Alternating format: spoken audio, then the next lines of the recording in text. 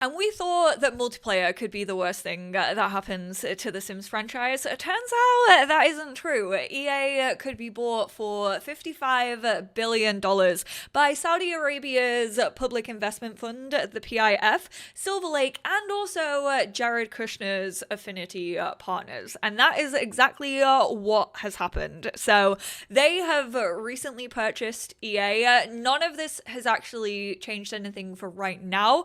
EA currently is still like a public company. It was owned by shareholders and investors, which of course meant that a lot of like their profits and these kind of discussions, we've seen them talk about this in the past. Sims community posts an awful lot about Laura Miele and kind of like check-ins that she does, like talking about how much profit and all the kind of business corporate side of EA. But now that can all disappear, because now that this sale is being made, it's going to go from being like a publicly owned company to a private company, which means a lot of that is going to be under lock and key. We as like consumers, and obviously they don't need to give those updates to shareholders anymore because shareholders aren't going to be a thing. It's going to be privately owned. They don't need to release any of that information. Now, the people who did actually buy this, they already had a percentage of the shares of EA. They had a 9.9% shares of EA. They also have recently just bought Niantic. I actually watch a lot of Pokemon Go content. Even though I don't actually play the game myself, I really enjoy some of the YouTubers. They actually just bought out Niantic and the game section of Niantic, which obviously includes Pokemon Go. So I've watched trainer tips, for example. Nick makes incredible videos about Pokemon Go, and I've always been a supporter of Nick's channel. And from Nick's video, I actually found out that they had the shares in EA. They also have a 7.5% shares in Nintendo. That could have gone up or down since Nick actually made his video about this. And they have 5% shares in Capcom. So these companies have definitely been investing in video games and have been trying to like up their catalog when it comes to gaming. This is apparently going to like close and be finalized in Q1 of the fiscal year of 2027, which is around spring or summer of 2026. So it's actually closer than I guess kind of what the headlines are leading you to believe, just because the fiscal year is different from the calendar year. So that's when we're really going to see a lot of this, and I will be making content about this. And I've already spoken about kind of the profit side of things and the more like corporate business world kind of going a lot more private, but this could definitely mean a lot of different things for the future of EA. Now, I firmly believe that they have made this purchase because they want the sports games. I do think that The Sims and like the Sims franchise kind of plays a lower role in this. I don't think they actually purchased this like specifically because of The Sims. Obviously, they get the whole of like EA's catalog, and I do think that could definitely play in the future of The Sims 4 or just like the future of the franchise when it comes to Rene. The Sims is a top-selling game for EA. I'm fairly sure the last that I read, it was the second best-selling game that EA have in their catalog. However, most of the money is driven from the sports side of things and Apex. FIFA, EA FC, to be more specific, that is where a lot of microtransactions are made. That is where a lot of profit is made. I don't think Madden actually has as much money as FIFA does, which makes sense because like FIFA is very much like a global sport. And also Apex has like a massive esports dedication to it. It has a very, very big following in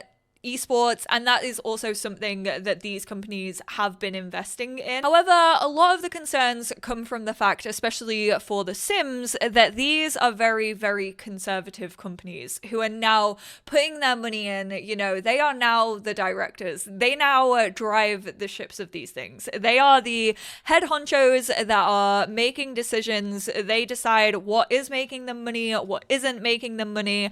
And I think whilst those sports games games are making them a lot of money, and they want to obviously continue to push those to make a lot of money. For those of you who don't know, Jared Kushner is actually Donald Trump's son-in-law. He is married to Ivanka Trump. Since he's become president, we have seen a massive reduction in DEI, and I definitely don't think that that's a trend that's gonna like start to slow down anytime soon. And obviously The Sims very heavily has a massive influence on diversity and inclusion in video gaming. It's probably one of the most, if not the most progressive video game that we have in the year of 2025, and has been since it first came out. Obviously, same-sex relationships, we have gender options now in The Sims 4, we have pronouns, and I do not think that any of those are going to be rolled back. I know I've seen Simmers talking about this, like, well, we can say goodbye to gay Sims. I don't think that is going to be the case.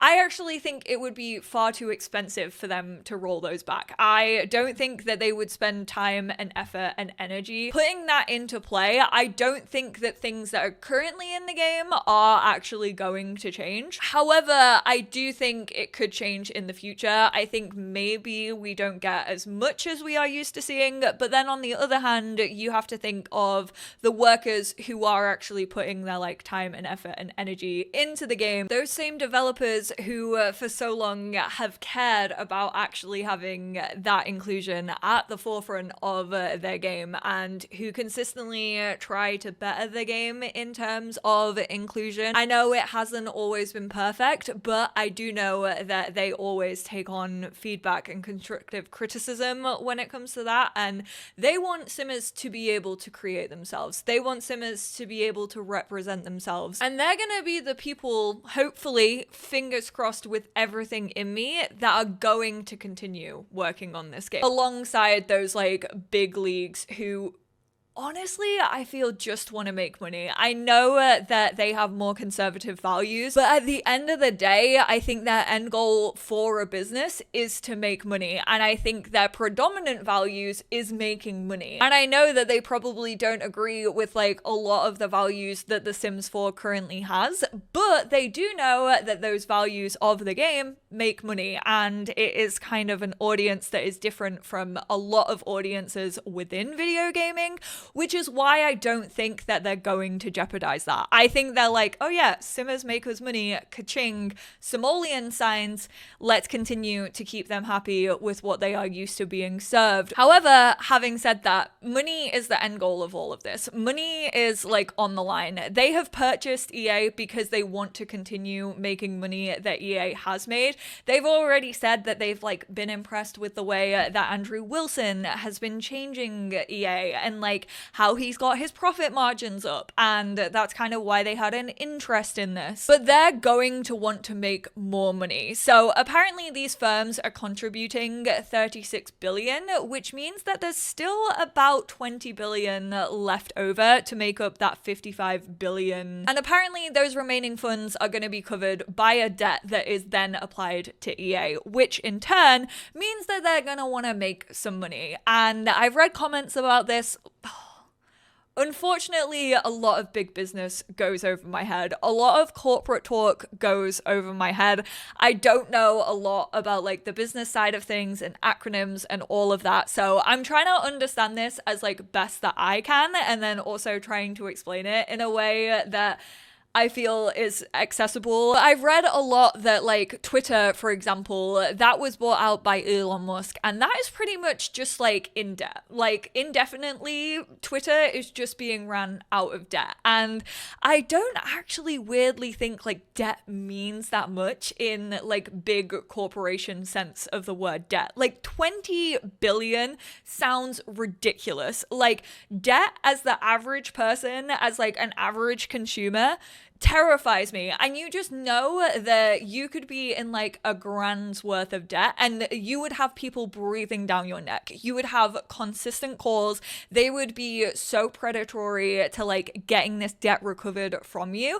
And yet corporations can be 20 billion in debt. And it's just like, yeah, that's a fine and healthy business plan to cover that debt, or like potentially cover that debt if it is even a big issue to them. They are are gonna want to increase their income, they are gonna want to make money, they are potentially gonna want new players, but at the end of the day, is a private firm really gonna be that fussed about getting new players on board? And I think a lot of this is gonna come to cost cutting. I think it's gonna be increasing the rate at which content is released, not just for The Sims, but for like every other franchise under EA. Closing studios if they don't feel as if studios are making enough money and they don't feel like they are profitable enough. They could just cut the cost. They could lay off thousands of jobs, which again, I've read a lot of the time does actually happen when something goes from being like a public to a private acquisition. Layoffs have been hitting the gaming scene and just the gaming world constantly for like the last few years. In 2020, when gaming was going through a massive booming period, a lot of people were at home, a lot of people couldn't continue working their regular jobs and they were on furlough. They got into gaming. You know, a lot of people found love for things that used to bring them joy in their childhood. Gaming was still this thing that you could hop on with, you could chat to your friends, you could still interact with each other whilst keeping each other safe. A lot of money was being made, and then once the pandemic started to shift a little bit and the world started to open back up, people then fell back out of gaming. They didn't have the time to do it, they didn't have the money. Therefore, we've had a knock-on effect of studios being like, well, you know, like, we had these people working and now we don't need that many people with like hands-on. We also can't afford to pay these people anymore because we're not earning as much as we were a couple of years ago. That is why layoffs have been happening so frequently within the gaming space, and the gaming industry right now is so hard for jobs. And my heart genuinely goes out for anyone who is working at EA who read this news and like instantly probably had that gut feeling of, great, like my job is now on the line. Cost cuts are gonna come and workers are predominantly like a main source of that. And this is their work. This is their work in just terms of The Sims that some of them have been working on for the past 11 years, maybe even longer. If you think about like the development before a game even comes out, probably the last 15 years of their life have been on this game. And all of a sudden you're faced with the daunting reality of, great, I either have a company that I don't agree with their values, I don't agree with where the money that, you know, potentially we make off our game is funding things that I do not believe in. They don't actually care about like the diversity and inclusion that I have poured basically my life's work into, and I am now fearful for my job. That is a terrifying feeling. I'm feeling that even as a creator who predominantly focuses on The Sims. I mean, my future is currently up in the air, and I know that people are feeling that even as a consumer. Like, okay, I don't want my money going to these firms. So first and foremost, my heart goes out to the employees. I think that that is such a big shift. Also, I've already mentioned Andrew Wilson. Andrew Wilson has already talked about using AI in video games and like how EA would be looking into AI when it comes to their games. They've never really given like any definitive answer on like what that would look like, whether Gen AI would be involved, whether like artists would be losing their roles or voice actors would be losing their roles. Obviously, Sims still hires voice actors to speak in Simlish. They still hire musicians to cover their songs in Simlish, and all of that can potentially be lost through AI. The artists that work in this game who have such a specific art style, and like when I see something, I'm like, I know that that designer and that artist work on this piece of art that I see in my game, and I absolutely love that. AI could eventually strip that away. It can strip away the human connection between artists and we as like viewers. You have enough money to hire artists. You have very, very talented artists and voice actors and musicians ready and waiting to be booked by you. You have enough money to cover that. So moving into AI definitely also scares me. He was already talking about doing that, and I think if they are going the cost-cutting route eventually, AI is definitely a way to do that, obviously. Again, I feel like that would be ridiculous for The Sims to do. I know that a lot of Simmers are so anti-AI and are very, very vocal against against generative AI being used in video games. But again, a lot of this is uncertain right now. Like, we don't know where this is gonna take the franchise. We don't know where this is gonna take EA in general. We have no clue what could happen over the next few years thanks to this deal. Some people are saying best case scenario, Maxis gets split off. Maybe they decide that it's not making enough money for them and they choose to sell that company to another games company, and Maxis gets acquired by another publisher. Just feel like potentially they probably don't have the money for that, and in any sense of having the money for that would probably lead to debt for Maxis specifically. It is worrying because you have all of these like what ifs, like what could happen if this happens, and nothing is really known right now. Everything is up in the air, and I'm trying to not make this video as like an alarmist thing. These are things that we do need to be thinking about. We need to be thinking about how we're going to interact with this game in the future and what this could actually mean for the content of the game. I personally don't believe that they would change too much about the content because I think at the end of the day, money is their value, and like what they are doing right now is earning money. Potentially microtransactions could be brought into The Sims, which again, I have been a firm believer of. I probably wouldn't really interact with microtransactions in The Sims. I personally don't even really like kits all that much. I don't believe that you get value for money out of kits. I will hold my hands up. I have bought things off the Sims 3 store back in the day. That was pretty much when I was like a uni student though. I also wasn't really thinking of like how I was spending my money at 19 years old. So yeah, I would pick up like things here or there. Not saying that I own the whole Sims 3 catalog. I think now I probably wouldn't interact with that in The Sims 4 in the same way.